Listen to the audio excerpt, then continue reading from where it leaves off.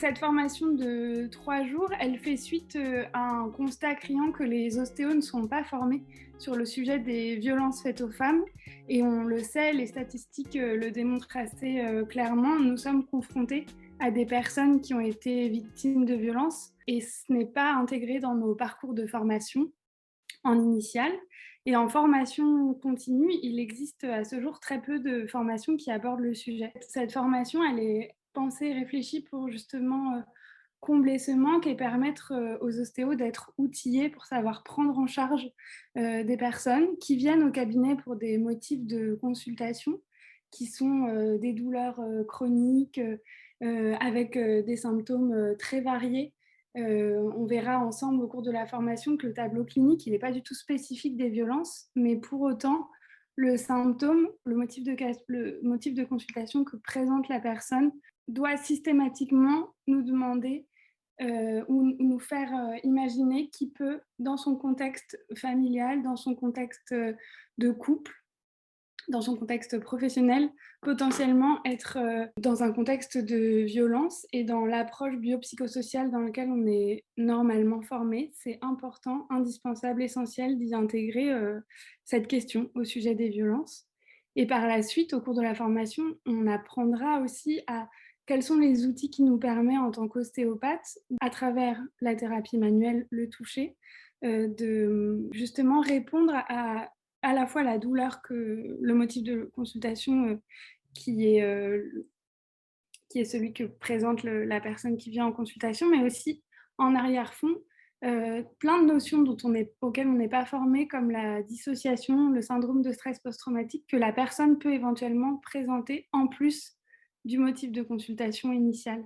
Et c'est en y étant formé qu'on réussit à justement répondre de manière globale, un concept qui est très propre à l'ostéopathie, mais justement pour répondre pleinement à cette question de globalité, il faut qu'on puisse appréhender toute cette partie auquel on n'est pas formé. En tant qu'ostéo, quand il y a une problématique dont la personne a été victime de violence ou a souffert de maltraitance, il est important de pouvoir l'orienter vers d'autres partenaires de soins. Et le partenaire de soins avec lequel je travaille le plus, c'est la psychologue. Et en l'occurrence, Marie Moquet. Moi, à ce titre-là, je viendrais parler de ce que c'est le trouble de stress post-traumatique pour que les différents participants de la formation puissent apprendre à reconnaître les symptômes du trouble de stress post-traumatique et le diagnostiquer pour pouvoir derrière permettre une orientation pertinente. Je vous présenterai aussi le repérage chez l'enfant, quels sont les différents signes qui peuvent nous alerter qu'un enfant a subi des violences et que faire quand on a une suspicion ou qu'on a recueilli une parole. Comment recueillir cette parole, parce que c'est des choses auxquelles tous les professionnels de santé peuvent être exposés et duquel bien souvent on peut passer à côté aussi. C'est-à-dire que si on n'est pas formé, on ne va pas forcément savoir repérer ni savoir quoi faire de cette parole-là. Ensuite, je vous présenterai un petit peu plus qu'est-ce que c'est la thérapie centrée sur le trauma. Parce qu'avec Anissa, il nous semblait important que les participants puissent vraiment comprendre de quoi il s'agit.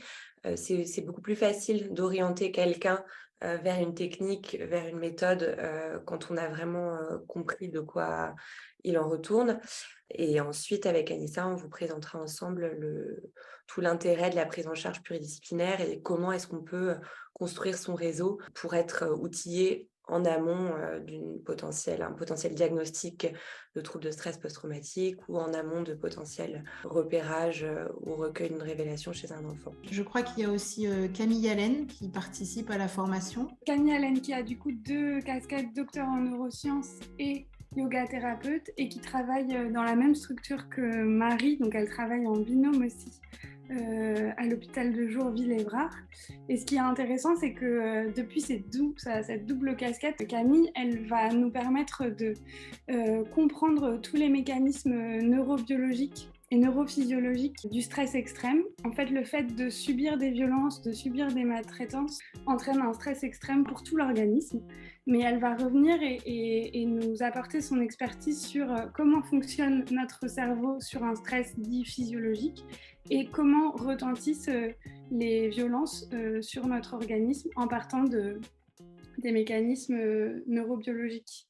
Et ça me paraissait à nouveau essentiel de pouvoir, en tant qu'ostéo soignant, de pouvoir identifier qu'en fait, souvent, on a l'abord très psychologique des retentissements des violences sur l'individu. C'est de plus en plus reconnu, mais ça prend du temps de comprendre qu'en fait, c'est une effraction totale pour la personne, à la fois du point de vue physique que psychologique. Et ça pose un point intéressant, c'est qu'en fait, il y a une unité corps-esprit. Et le fait de revenir sur la mécanique neurobiologique, ça permet aussi de restaurer cette notion d'unité corps-esprit et de vraiment comprendre qu'on travaille en complémentarité avec nos différentes casquettes, côté psy, côté corps, et que c'est par ce travail de réunifier corps-esprit, d'aider la personne à justement reprendre cette unité, cette cohérence à la fois en elle-même, mais dans son parcours et dans son histoire, qu'on parvient à esquisser une reconstruction, une guérison, je ne sais pas quel terme on peut employer, mais en tout cas que la personne puisse se ressaisir avec ses propres ressources. Je dirais que Camille, dans cette formation, elle vient faire un petit peu le trait d'union entre Anissa et moi, le trait d'union entre la thérapie manuelle et la thérapie psychologique. C'est elle qui va permettre de faire un petit peu le lien entre ces deux zones de prise en charge qui sont intimement liées.